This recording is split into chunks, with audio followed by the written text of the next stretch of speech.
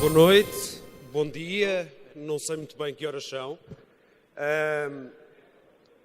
Nuno Miguel Seabra, mais conhecido por Miguel Seabra, é um prazer enorme estar aqui convosco. Eu sou Apple Distinguished Educator. Muito brevemente, o programa Apple Distinguished Educator iniciou-se em 94 nos Estados Unidos e pretendeu formar, e hoje em dia é uma comunidade muito, muito extensa a nível mundial, de professores como eu acabei por não vos dizer que sou professor, não percebo nada de aplicações, tenho um prazer enorme de usar as vossas aplicações, do qual, como eu vos dizia, é uma comunidade muito grande de colaboração e de partilha sobre as valias, essencialmente, e hoje em dia muito virada para as valias do iPad na educação. Recentemente obtive a certificação em Apple Professional Development, que é um passo, digamos assim, em frente para ajudar os professores, as escolas e as instituições de ensino nesta formação profissional que basicamente são formações de curta duração, de apoio, como vos dizia, ao ensino. Muito brevemente, esta imagem também me diz muito, refere-se a uma iniciativa na qual eu estou envolvido enquanto Apple Distinguished Educator. É muito recente, acabei de voltar de Moçambique e basicamente aqui o que vê é o professor a tornar-se aluno, literalmente. Aqueles sim foram os meus professores. Estes jovens nunca tinham visto um iPad, nunca tinham, obviamente, tocado, mexido, interagiram pela primeira vez com aplicações e foi uma coisa de minutos. E acaba por ser a imagem, de alguma maneira, espelha o meu papel enquanto Apple Distinguished Educator. Ninguém se lembra, obviamente, daquela primeira imagem. Retomo a imagem primeira, do meu primeiro slide. E, obviamente, todos nós sabemos que o mundo da educação está a mudar a olhos vistos. Há, de facto, muita coisa a acontecer. Eu tenho tido a felicidade, porque desde sempre me interessei nesta integração das novas tecnologias no ensino e tenho participado com inúmeras escolas e, obviamente, as minhas aulas, ou nas minhas aulas é onde acabo por testar estas questões. Quais é que são os novos desafios para a educação neste novo século XXI? Muito rapidamente, competição global. Inerente a esta competição, a informação omnipresente é algo que eu trabalho muito com os meus alunos, não é? Como gerir a quantidade de informação que dispomos hoje. Obviamente, a inovação, a criatividade é extremamente importante, a interdependência, a colaboração constante e, por fim, a experiência. Eu costumo usar muito esta expressão que o caminho se faz caminhando e é algo que eu acho que é extremamente importante hoje em dia, nós, de facto, darmos voz, uma voz ativa aos nossos alunos. E, obviamente, o iPad e tudo o que advém do uso do iPad é extremamente importante e potencia muito essas questões. Há algumas questões não se vê muito bem, mas tem cá a referência em baixo, 431 empresas, e há algo que me chama desde já a atenção. Pensamento crítico é uma das competências mais desejadas pelas empresas hoje em dia. As tecnologias da informação, obviamente, a colaboração, a inovação. Portanto, cá está, mais uma vez, estamos a reforçar aquilo que foi dito anteriormente e há, de facto, aqui se calhar poderei dizer, um novo paradigma que tem que ser, de facto, visto com muita, muita atenção. Em termos da implementação da tecnologia do ensino, estes são, para nós, os três grandes pilares. Obviamente, a tecnologia, em grande parte, e é isso que me traz cá, é o conteúdo e, claramente, a pedagogia. Muito rapidamente, a Apple dispõe de soluções muito integradas nestes três âmbitos. Os dispositivos são por todos vós conhecidos. Já vi inúmeros portáteis, obviamente, perdão, cá está a renite, a série das tecnologias do iOS, as móveis e, por fim, a Apple TV, que todos deverão conhecer, que permite, a nível do ensino, partilha, colaboração, de uma forma muito eficaz. Bom, e obviamente acredito que o iPad é ideal para estes novos desafios. E é um pouco sobre isto que eu vos vou falar. Entretanto, vou-vos colocar algumas sugestões e, muito rapidamente, cá está, o conteúdo. É isto que nos interessa enquanto professores e, obviamente, enquanto alunos. A tecnologia está presente, mas o conteúdo é, sem dúvida alguma, o mais importante. Os estudantes, todos nós o sabemos, todos nós temos no nosso bolso um dispositivo móvel. A questão do iPad, esta reatividade do iPad, o ecrã multitoque e, obviamente, o todo, ou seja, a integração do hardware e do software. Isto é algo extremamente importante porque permite, principalmente aos professores que têm sempre algumas questões inerentes à tecnologia, a curva de aprendizagem no uso do iPad é muito curta. Ora, a partir daqui, outras questões que são por vós também muito bem conhecidas, é fino, é leve, a mobilidade, o ecrã com a definição que todos nós conhecemos e principalmente está a questão da bateria. A bateria, de facto, é uma das grandes valias do iPad que nos permite, durante um dia inteiro, trabalhar com ele e dar-lhe o uso necessário nas nossas aulas.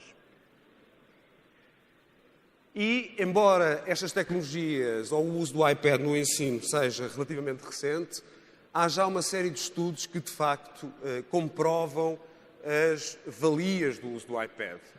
De facto, aprender tornou-se divertido. Há aqui um lado de diversão, obviamente, com todas as questões inerentes ao ensino, mas os alunos sentem-se familiarizados com o uso do iPad, embranham-se, de facto, no conteúdo e são eles a produzir conteúdo. E queria só salientar isto. Produção de conteúdo pelos alunos. Uma questão que vos irei falar um pouco mais à frente é a questão da acessibilidade. É algo que nos interessa muito e que o iPad já deu cartas muito nesta questão da educação especial, por assim dizer. E cá está, um novo mundo acessível, alguns outros pontos, colaboração e partilha, recursos infinitos, aprendizagem adaptados a cada indivíduo, ou seja, é uma questão, de facto, muito facilmente adaptável a cada um de nós. Bom, e em Portugal, esta é a questão. E é aqui que eu começo a lançar-vos alguns desafios. Como já se aperceberam, eu tenho participado em alguns projetos fora de Portugal, nos países lusófonos, e a questão é que há uma necessidade muito grande de produzirmos aplicações em português, em conteúdos ou com conteúdos dedicados à nossa língua.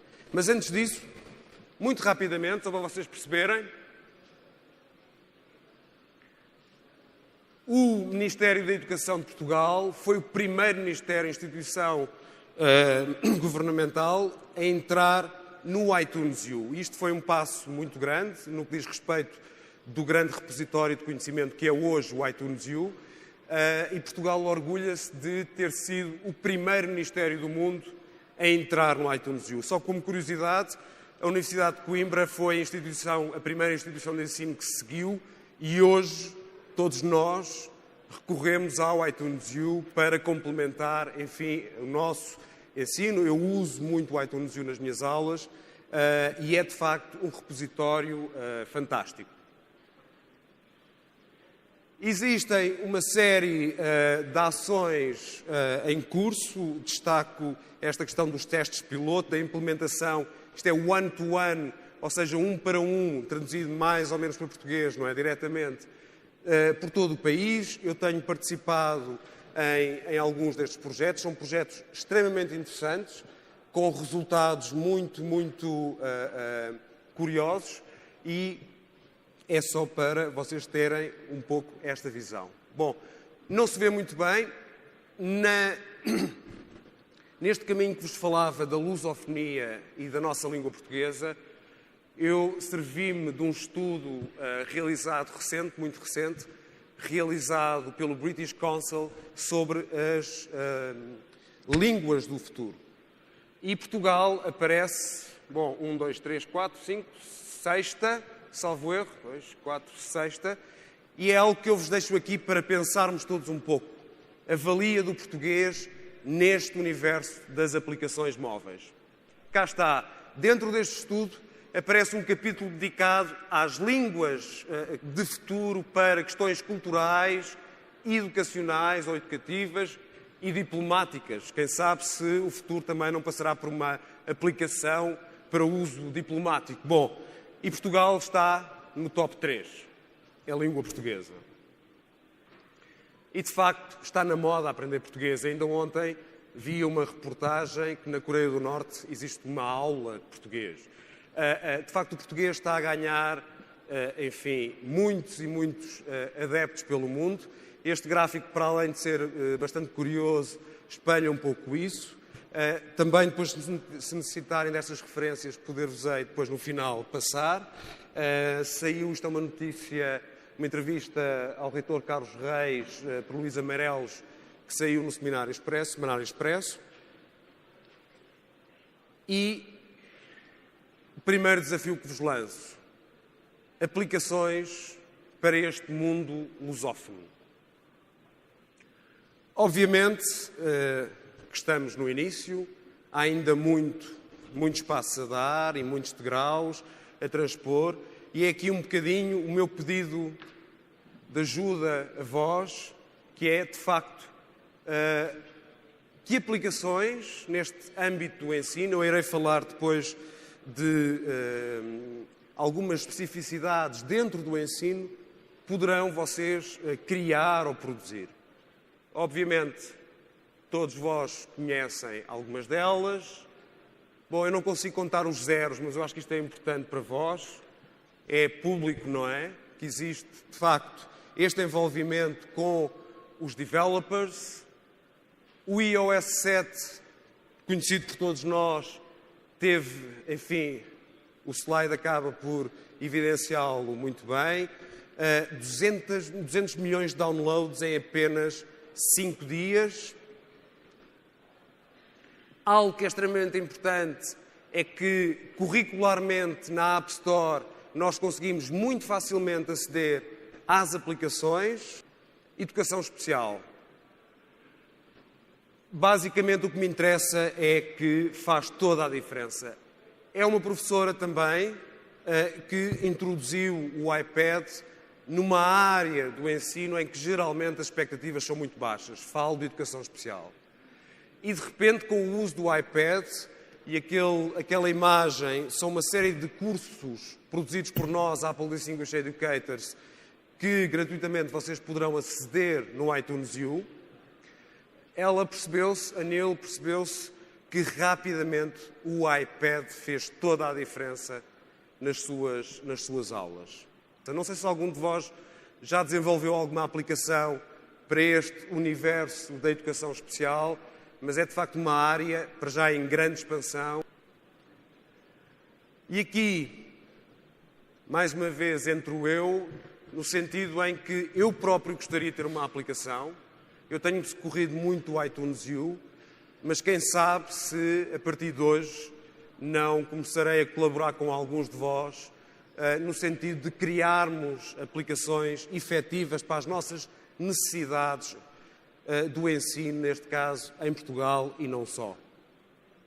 Obviamente que estou à vossa disposição, muito facilmente conseguem me encontrar, basta dirigirem-se aos membros da organização e estarei ao vosso dispor para falarmos sobre estas questões e para, obviamente, tentarmos dar o tal passo em frente que há pouco vos falava. Muito rapidamente, queria-vos desejar obrigado, o meu obrigado por me terem ouvido, obviamente boas aplicações e desculpem, enganei-me. É de facto boas festas para todos e até breve. Bem-aja, obrigado.